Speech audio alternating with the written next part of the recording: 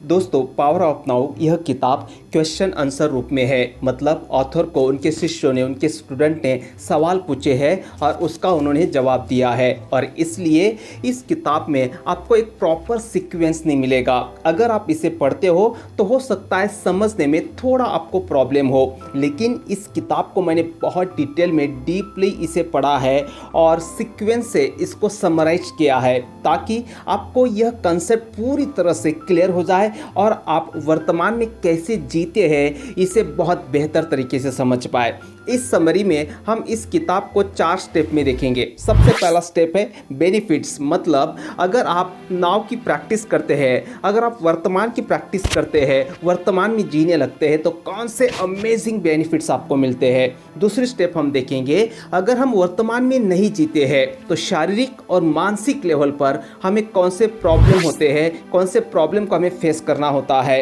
Next step हम देखेंगे why, ऐसा क्यों होता है कि हम वर्तमान में जी नहीं सकते हैं या वर्तमान में जीना हमें बड़ा मुश्किल लगता है।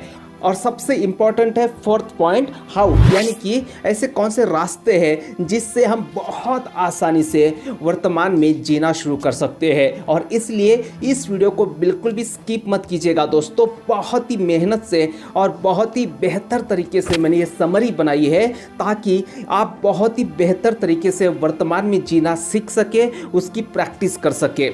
हेलो दोस्तों, my self Srinivas Marathe, motivational speaker, माइंडशिप trainer और आपका अपना दोस्त। दोस्तों, ये जो किताब है पावर ऑफ नाउ, इसके ऑथर है एकहार्ट टोल। इनका जन्म 1948 में जर्मनी में हुआ और कैम्ब्रिज विश्वविद्यालय में, कैम्ब्रिज यूनिवर्सिटी में वो सुपरवाइजर और शोधकर्ता के रूप में भी रह चुके हैं। जब वो 29 साल के थे तो एक बहुत ही प्रबल आध्यात्मिक रूपांतरण से वो गुजरे और उनकी जीवन की धारा पूरी तरह से परावर्तित हो गई और वो चैतन्य की अवस्था जीने लगे। चैतन्य की अवस्था उनको प्राप्त हो गई। और ये चैतन्य की अवस्था हम कैसे प्राप्त कर सकते हैं? ये जो किताब है दोस्तों, पूरी तरह से स्पिरिचुअल किताब है। स्पिरिचुअलिटी को बहुत बेहतर तरीके से एक आम इंसान जो डे टू डे लाइफ जीता है, अपने बीवी बच्चों के साथ अपनी नौकरी करता है, बिजनेस करता है, उसके बावजूद भी वो चैतन्य की अवस्था कैसे प्राप्त कर सकता है, यह उन्होंने बहुत बेहतर तरीके से समझाया है। पावर ऑफ नाउ की प्रैक्टिस करके आप वो चैतन्य की अवस्था प्राप्त कर सकते हो और बहुत सारे मानसिक और शारीरिक प्रॉब्लम को भी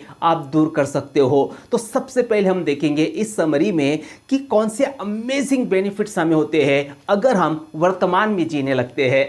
दोस्तों, अब में विद्यमान रहकर आप जो भी कार्य करोगे वो बहुत ही गुणवत्तापूर्ण होगा और प्रेमपूर्ण होगा, क्योंकि आपकी पूरी ऊर्जा, पूरी एनर्जी उस काम में लगेगी। फ्यूचर में और पास्ट में आपकी एनर्जी जो है वो बिखरेगी नहीं, पूरी एनर्जी उस काम में आपकी लगी रहेगी। दूसरा, आप पूर्णता का आनंद प्राप्त करते हैं। बहुत सारे लोग कहते हैं कि अगर हम अब में जीने लगे तो हमारे लक्ष्य को हम कैसे हासिल करेंगे जो कि हमारे फ्यूचर में विद्यमान है, उनको अगर हम हासिल नहीं करेंगे तो हम सक्सेसफुल कैसे बनेंगे। दोस्तों, अगर आप अब में रहते हैं तो क्या होगा, आप आपके लक्ष्य को जरूर प्राप्त करोगे, क्योंकि हमारा जो मन है एक उपकरण है, उत्कृष्ट उपकरण, उसका इस्तेमाल तो हमें करना ही है लक्ष्य को पाने के लिए। लेकिन जब आप अब में रहते हैं, वर्तमान में रहते हैं, तो लक्ष्य को पाते वक्त हमारे अंदर जो भय, क्रोध, असंतोष निर्माण होता है, वो भय, क्रोध, असंतोष आपके अंदर निर्माण नहीं होगा और आप पूर्णता का आनंद लेंगे। मतलब लक्ष्य तो हासिल करना है लेकिन पूर्णता के साथ। नेक्स्ट, आप भय से मुक्त हो जाओगे, क्योंकि भय हमेशा फ्यूचर के बारे में लगता है हमें। और जब आप अब में रहते हैं, वर्तमान में रहते हैं, तो आप भय से पूरी तरह से मुक्त रहोगे। उसके बाद आपको दुख से मुक्ति मिल जाएगी। ऐसा हो ही नहीं सकता कि आप अब में विद्यमान हो और दुखी भी हो। दुखी होने के लिए समय चाहिए होता है। मतलब पास्ट या फिर फ्यूचर अगर आपके मन में अवेलेबल है तो आपको दुख मिलता है, लेकिन अगर वो है ही नहीं आपके पास तो पूरी तरह से आप दुख से मुक्त रहते हैं। उसके बाद जो अमेजिंग बेनिफिट्स होता है दोस्तों, चैतन्य और शांति की अवस्था आपको प्राप्त होती है। वो चैतन्यपूर्ण जिंदगी हम जीने लगते हैं। उसके बाद ईश्वर की सानिध्य की अनुभूति आपको मिलती है, क्योंकि अगर आप पास्ट में नहीं रहते हो, फ्यूचर में नहीं रहते हो, तो इसका मतलब ये है कि आप उस परम शक्ति के साथ रहते हो। नेक्स्ट, आप स्वतंत्रता का अनुभव करते हैं। आप भविष्य में और अतीत में कभी भी स्वतंत्रता का अनुभव नहीं कर सकते, सिर्फ और सिर्फ प्रेजेंट में रहकर ही आप स्वतंत्रता का अनुभव करते हैं। उसके बाद आयु का प्रभाव जो है वो मंद हो जाता है, क्योंकि जब हम प्रेजेंट में रहते हैं तो हमारी हर एक कोशिका जो है, हर एक सेल जो है हमारी, वो बहुत ही एनर्जेटिक रहती है। उसके ऊपर पास्ट के या फ्यूचर का कोई बुरा असर नहीं पड़ता है, बुरे इंप्रेशन नहीं पड़ते हैं, और इसलिए जो हमारी आयु है वो मंद होने लगती है।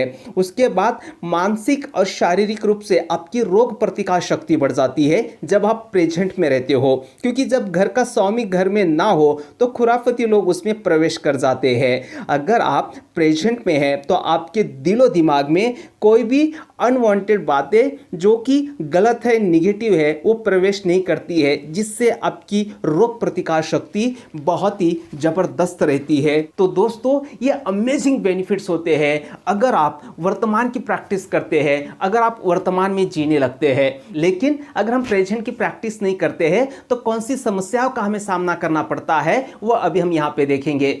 सबसे पहले तो आपको दुख का सामना करना पड़ता है, और आपका दुख कितना प्रबल होता है पता है दोस्तों? जितना वर्तमान के प्रति आपका प्रतिरोध है, जिस लेवल का आपका प्रतिरोध है, उसी लेवल का दुख आपको महसूस होता है। और सिर्फ वो पर्टिकुलर दुख ही, वो पर्टिकुलर बात से लेकर उस पास्ट की बात को लेकर ही आपको दुख महसूस नहीं होता है, बल्कि संचित दुखों का आपको सामना करना पड़ता है। मतलब अतीत के बाकी, उसके भी पहले जितने सारे दुख थे वो इकट्ठा होने लगते हैं, क्योंकि समान समानता से आंदोलित होता है।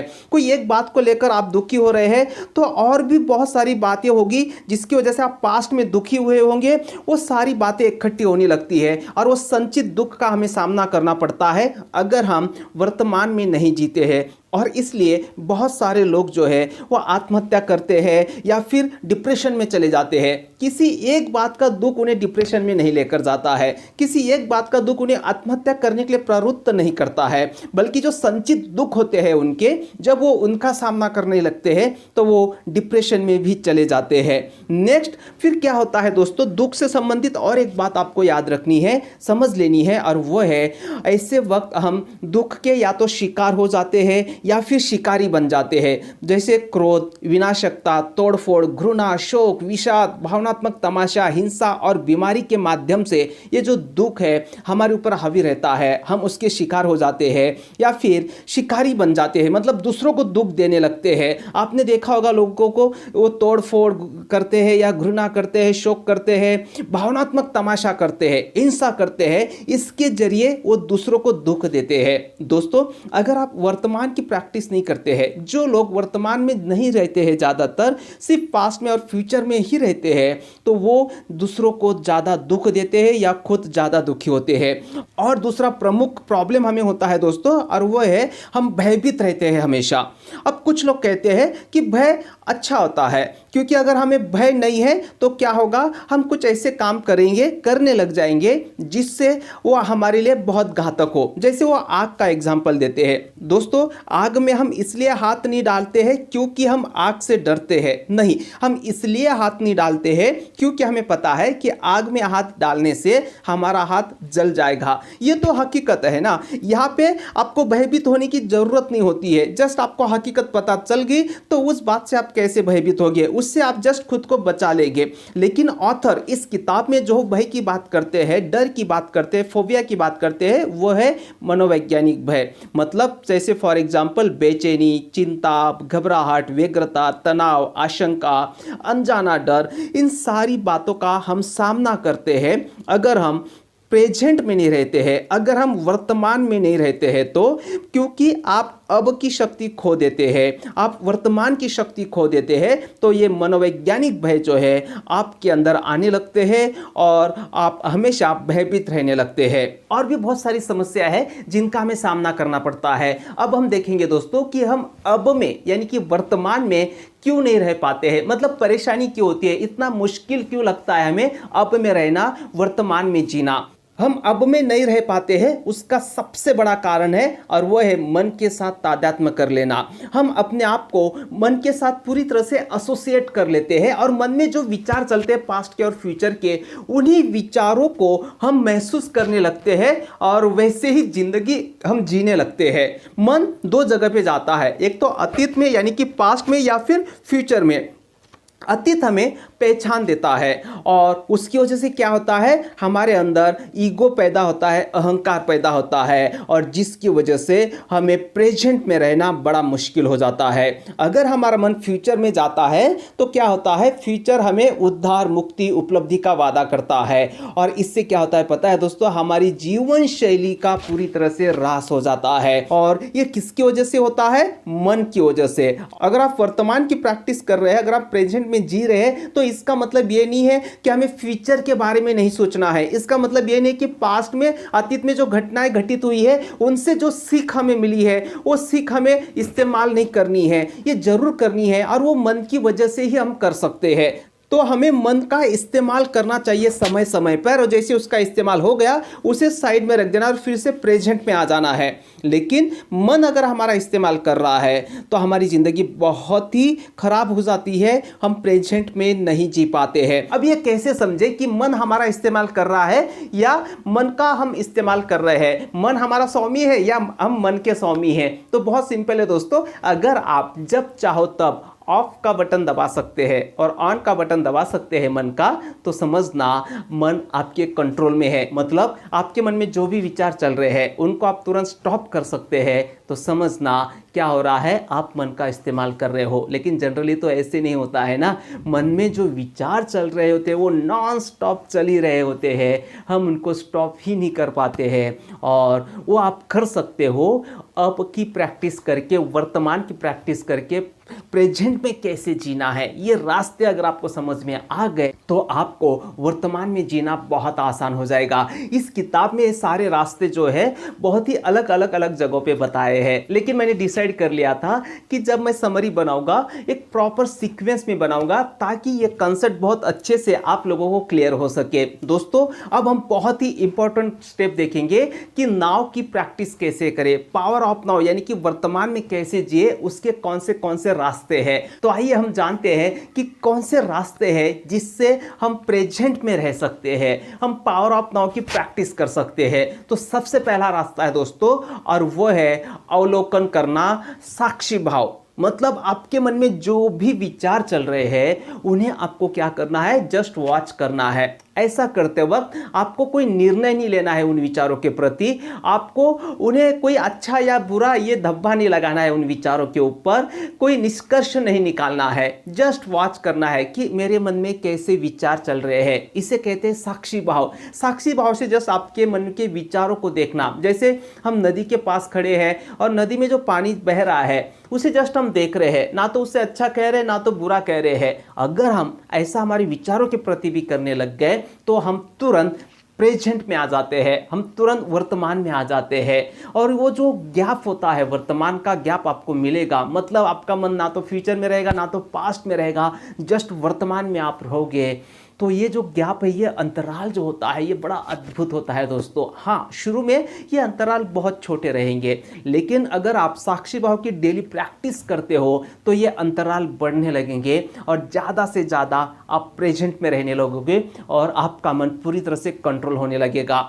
अब दूसरा रास्ता है प्रेजेंट में रहने का और वो है आपका जो ध्यान है पूरी तरह से अब की ओर मोड़ देना। मतलब आप जो भी काम कर रहे हैं आपका पूरा फोकस जो है, आपका पूरा अवधान जो है उसी काम के ऊपर आपको लेकर आना है। जैसे ऑथर कहते हैं इस किताब में कि आप बेसिन में हाथ धो रहे हैं तो पूरा ध्यान वहीं पर होना चाहिए। जैसे आपने नल शुरू किया, उसमें से वो पानी आ रहा है नल में से, तो वो पानी की जो आवाज़ है वो आपको सुनाई देनी चाहिए, वो आपको महसूस होनी चाहिए। वो पानी का स्पर्श आपके हाथों को हो रहा है, वो स्पर्श आपके हाथों को आपको महसूस करना है। हाथ एक दूसरे के ऊपर आप रब कर रहे हैं तो वो स्पर्श आपको महसूस हो रहा है। अगर पूरा ध्यान उस काम पे आप लगा देते हो तो ना तो आपका मन पास्ट में जाता है ना तो फ्यूचर में जाता है, पूरी तरह से आप प्रेजेंट में रहते हो और वो जो काम आप कर रहे होते हैं वो बहुत ही उत्कृष्ट तरीके से होता है। नेक्स्ट तरीका है विपासना की प्रैक्टिस करना। विपासना एक मेडिटेशन का प्रकार है। अब इस किताब में ये जो विपासना साधना है इसके बारे में ऑथर ने जिक्र नहीं किया है, लेकिन मैंने विपासना साधना 2 बार की है। 10 दिन के वो शिविर होते हैं। तो जो विपासना साधना में बताया गया है वही प्रैक्टिस ऑथर इस किताब में करने के लिए कहते हैं। मतलब जस्ट आपकी आंखें आपको बंद कर लेनी है और आपके शरीर को आपको महसूस करना है, पैरों से लेके सिर तक के आहिस्ता आहिस्ता आपके शरीर में क्या चल रहा है जस्ट उसे आप महसूस कीजिएगा। इससे क्या हो जाता है, आप तुरंत प्रेजेंट में आ जाते हो। ये विपासना साधना क्या है और इसके जो 10 दिन के शिविर होते हैं कहाँ पे होते हैं और ये हम फ्री में कैसे कर सकते हैं, इसके ऊपर मैंने ऑलरेडी एक वीडियो बनाया है। उसकी लिंक मैं आपको डिस्क्रिप्शन में दे दूंगा, आप वहां से वो वीडियो को देख सकते हो और ये विपासना मेडिटेशन आप जरूर सीखिएगा। नेक्स्ट, ग्रैटिट्यूड की प्रैक्टिस करने से हम प्रेजेंट पे रहते हैं और इसलिए बहुत सारी जो भी स्पिरिचुअल किताबें हैं या सेल्फ हेल्प किताबें हैं उसमें तो ये बहुत ही गहराई से बताया है कि ग्रैटिट्यूड की प्रैक्टिस करना क्यों जरूरी है। जितना ज्यादा आप ग्रैटिट्यूड की प्रैक्टिस करते हैं, मतलब अभी मेरे पास जो है उसके प्रति धन्यवाद कि धन्यवाद भगवान कि आपने मुझे ये दिया, ये भी है मेरे पास, ये भी है मेरे पास, आपका बहुत बहुत शुक्रिया। ये जब हम प्रैक्टिस करते हैं ग्रैटिट्यूड की तो इससे क्या होता है दोस्तों, आपका पूरा ध्यान जो है वो प्रेजेंट में आ जाता है, आप प्रेजेंट में जीने लगते हो। नेक्स्ट तरीका है प्रेजेंट में जीने का, इस किताब में बताया है और वह श्वास प्रश्वास पे आपको ध्यान देना है। आपकी सांसों की आवन जावन के ऊपर आपको ध्यान देना है। ये तो अपने आप में एक मेडिटेशन बन जाता है, माइंडफुलनेस मेडिटेशन इसी से संबंधित है। तो जस्ट सांसों के ऊपर भी अगर आप ध्यान देना शुरू करते हो, बड़ा मुश्किल होता है अगर आप फर्स्ट टाइम करते हो। जब हम विपासना साधना करें तब भी हमें शुरू में यही करने के लिए लगाया जाता था। आप 1 मिनट तक भी सांसों के ऊपर पूरी तरह से ध्यान नहीं दे सकते अगर आपकी प्रैक्टिस नहीं है। तो जब आप सांसों की तरफ ध्यान देने लगते हो तो अपने आप प्रेजेंट में आ जाते हो। उसके बाद जो है और वह स्वीकार करना, ये एक बहुत बेहतर रास्ता है। स्वीकार करो, जितना आप स्वीकार करोगे उतना आपका भय कम होगा, आपका दुख कम होगा, आप प्रेजेंट में जीने लगोगे। हम प्रेजेंट में नहीं जीते, इसका एक बहुत बड़ा कारण है। और हम क्या करते हैं, प्रेजेंट में हमें जो भी अनुभव हो रहे हैं, जो भी स्थितियां हैं प्रेजेंट की, उन्हें हम स्वीकार नहीं करते हैं, उन्हें हम अस्वीकार करते जाते हैं। इससे क्या होता है, हम तुरंत प्रेजेंट से हट जाते हैं और इसलिए स्वीकार करना बहुत जरूरी है। कुछ स्थितियां ऐसी होती है, ऑथर कहते हैं कि कुछ स्थितियां ऐसी होती है कि जो बिल्कुल हमारे मन के खिलाफ होती है, हम उन्हें हैंडल नहीं कर पाते हैं। तो क्या करना चाहिए ऐसे वक्त, देखो 3 स्टेप वो बताते हैं। पहला स्टेप तो उसे बदलो, उस स्थिति को बदलो, उस व्यक्ति को बदलो। बहुत बार ऐसे होता है कि हम उसे बदल नहीं सकते, तो दूसरा रास्ता ऑथर बताते हैं और वो है खुद को वहां से हटा लो। दैट्स इट, तो आप शांत हो जाओगे ना। बहुत सिंपल सी बात है, खुद को वहां से हटा लो। बहुत बार ऐसे होता है कि हम हटा भी नहीं सकते। और फिर आखिरी रास्ता हमारे पास बचता है, अगर हमें बहुत ही क्वालिटी लाइफ जीनी है, शांतिपूर्ण लाइफ जीनी है, तो वो है स्वीकार कर लेना। जैसे आप उसे स्वीकार कर लेते हो आपका मन तुरंत शांत हो जाता है। हर बात को स्वीकार करना जरूरी नहीं है, इसलिए पहले 2 रास्ते ऑथर बताते हैं, एक तो उसे बदलो या फिर खुद को वहां से हटा लो। अगर दोनों भी नहीं कर पा रहे हो तो सिंपल सी बात है, आखिरी रास्ता और उसे स्वीकार कर लो। ये पूरा निचोड़ था, ये जो लास्ट की स्टेप मैंने बताई ना, ये पूरा किताब का निचोड़ मैंने आपको बताया दोस्तों। अमेजिंग किताब है, पूरी तरह से एनलाइटन आप कैसी जिंदगी जी सकते हो, चैतन्य भरी जिंदगी आप कैसे जी सकते हो, उसके बारे में, एक स्पिरिचुअल लाइफ आप कैसे जी सकते हो, उसके बारे में इस किताब में ऑथर ने बताया है। अगर आपको ये किताब पढ़नी है तो उसकी लिंक मैं आपको डिस्क्रिप्शन में दे दूंगा, आप वहां से भी उसे खरीद सकते हो। तो दोस्तों मिलते हैं फिर से अगले वीडियो में एक बहुत पावरफुल टॉपिक के साथ। तब तक के लिए thank you, bye bye, take care, शुक्रिया।